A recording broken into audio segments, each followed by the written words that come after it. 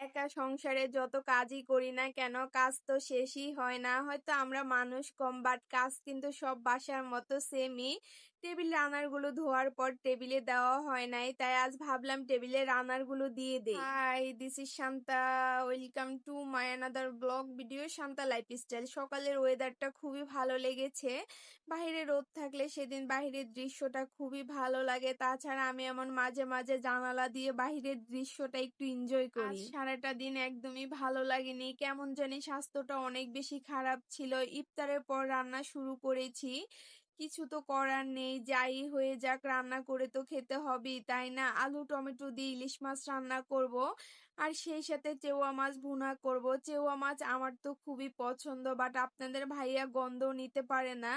ও যে কি পরিমাণে মাছ বাছে আল্লাহ, আমি তো মাঝে মাঝে বলি যে ছেলে মানুষ এত মাছ বাছে কিভাবে, মেয়েরাই না মাছ বাছে। আপনাদের ভাইয়া পুকুরের মাছ যা একটু খায় তাও সব মাছ খায় না, আর নদীর মাছের ভিতরে মাত্র কয়েক পদ মাছ খায়। ও নাকি ছোটবেলা থেকেই এমন।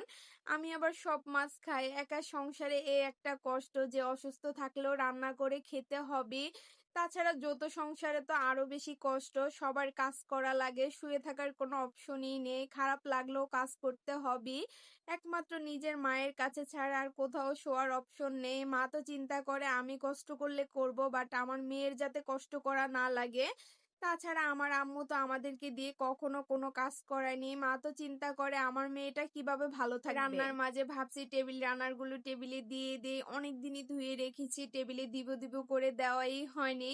প্রথমে টেবিলের গ্লাসটা একটু মুছে নিচ্ছি, গ্লাসের উপরে এত ধুলাবালি পড়ে কি আর বলবো, মুছে রাখতেই পারি না। তাছাড়া এই টেবিলগুলো দেখতে সুন্দর হলে কি হবে, ধুলাবালি পরে অনেক বেশি, সারাদিনই মুছে রাখতে হয়। আপনাদের ভাইয়া তো মাঝে মাঝে বলে তুমি সারাদিন কি ফার্নিচারই মুছবে? আমি এবার বলি তুমি বুঝবে কি, মেয়েরা তার শখের জিনিসপত্রের যত্ন একটু বেশি করে। নর্মালি আমি সবসময় একটু পরিষ্কার পরিচ্ছন্ন থাকতে বেশি পছন্দ করি।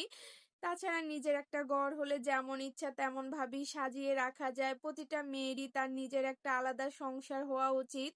সেই সংসারে এমন কেউ থাকবে না যার কথা মতো আপনাকে চলতে হবে। নিজের যখন যা ইচ্ছা করবে সবকিছুই করা যাবে। নিজের বাবার বাড়ির মানুষকেও আপনি মন চাইলে আসতে বলতে পারবেন, কারণ অন্য কারো সংসারে কখনো বাবার বাড়ির মানুষকে চাইলেও আপনি আসতে বলতে পারবেন না। কিছু কিছু মানুষ তো আবার মেয়ের ফ্যামিলিকে একদমই দেখতে পারে না, তারা নিজেদেরকে নিজেরা অনেক কিছু মনে করে। এই তো টেবিল গোছাতে গোছাতে আলু অনেকটা সিদ্ধ হয়ে গেছে, এখন মাছগুলো দিয়ে অল্প পরিমাণে পানি দিয়ে একটু নেড়ে চেড়ে দিব। এর মাঝে ভাতও বসিয়ে দিয়েছি। আজ রান্না করতে করতে অনেক রাত হয়ে গেছে। আজ এই পর্যন্তই, দেখা হবে পরবর্তী কোনো ভিডিওতে।